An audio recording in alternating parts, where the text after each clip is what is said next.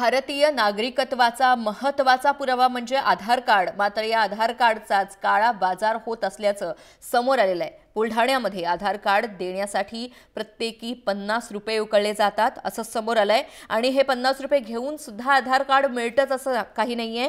प्रश्न फक्त 50 रुपयांचा नाहीये, तर अशा प्रकारामुळे भ्रष्टाचारामध्ये वाढ होतीये आणि यामुळे देशाच्या सुरक्षेला सुद्धा धोका निर्माण झालेला आहे। आता पाहूया कसा चालतोय आधार कार्डाचा हा काळा बाजार।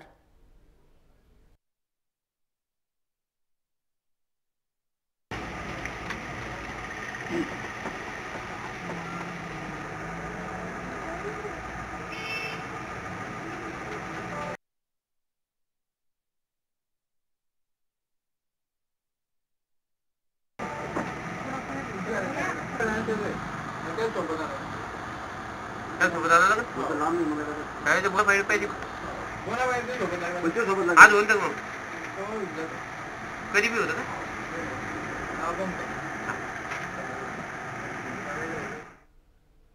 बुलढाण्यामधला हा प्रकार आहे। याचं स्टिंग ऑपरेशन फक्त जय महाराष्ट्राने केलेलं आहे आणि राहुल खंदारे आपले प्रतिनिधी आपल्याबरोबर आहेत, त्यांच्याकडून अधिक माहिती जाणून घेऊया।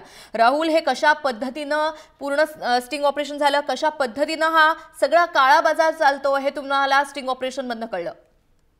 नक्कीच अनुजा, एक धक्कादायक प्रकार बुलढाण्याच्या चिखली तालुक्यामध्ये घडलेला आहे आणि सध्या परिस्थितीत देखील तो सुरू आहे। आधार कार्ड साठी शासनाने विनाशुल्क हे आधार कार्ड काढावं यासाठी सक्तीचे आदेश दिलेले आहे, परंतु आधार कार्ड काढणाऱ्या अधिकाऱ्याकडूनच सर्वसामान्य जनतेची मोठ्या प्रमाणात लूट होत आहे आणि प्रत्येकी एका आधार कार्डला 50 रुपयाची उकाळणी करण्यात येत आहे। जर त्या नागरिकांनी आधार कार्ड साठी पैसे दिले नाही तर त्यांना चक्क धक्का देऊन बाहेर काढण्यात येत आहे।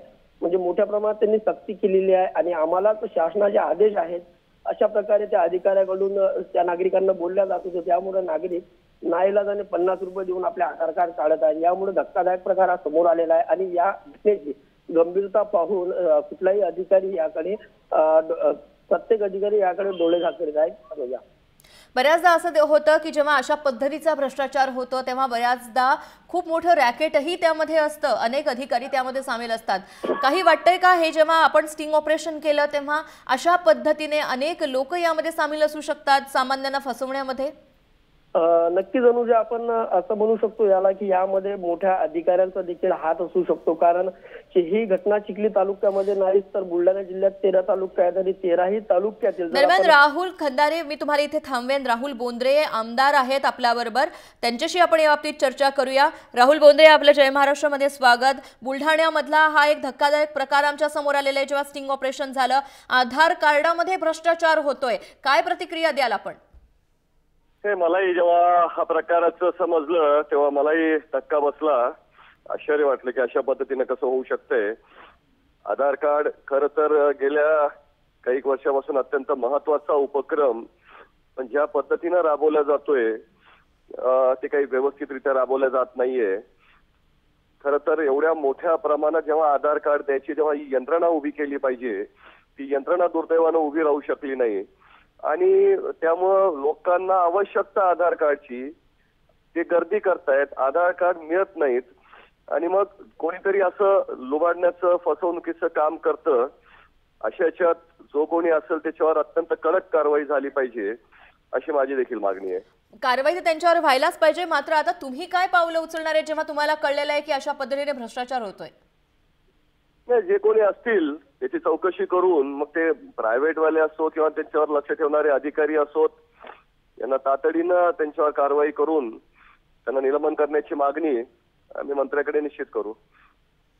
धन्यवाद तुम्ही दिलेल्या माहितीसाठी। राहुल बोंद्रे स्थानिक आमदार आपल्याशी बोलत होते। त्यांचं असं म्हणणं आहे की हा प्रकार जेव्हा जय महाराष्ट्राने उघड केला तेव्हाच त्यांना आता कळतोय, त्यांना याबद्दलची माहिती नव्हती। मात्र जे दोषी आहेत त्यांच्यावर कडक कारवाई होणं आवश्यक आहे। मात्र अशा पद्धतीनं हा जो काळा बाजार आहे, जो भ्रष्टाचार आहे, तो आपल्या समोर येतोय।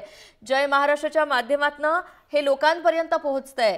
जय महाराष्ट्राचे हे स्टिंग ऑपरेशन आहे जे राहुल खंदारे यांनी केलं होतं। राहुल, तुमचेही धन्यवाद। तुम्ही हे स्टिंग ऑपरेशन जय महाराष्ट्राच्या माध्यमातून लोकांपर्यंत पोहोचवत आहात। 50 रुपये देऊन कशा पद्धतीने आधार कार्ड मिळवलं जाऊ शकतं हे बुलढाण्यातल्या या स्टिंग ऑपरेशन मधनं समोर येत आहे। अतिशय महत्त्वाचा पुरावा असतो भारतीय नागरिकत्वाचा, तो अशा पद्धतीने बाजारात विकाऊ आहे, त्याचंच हे उदाहरण आहे।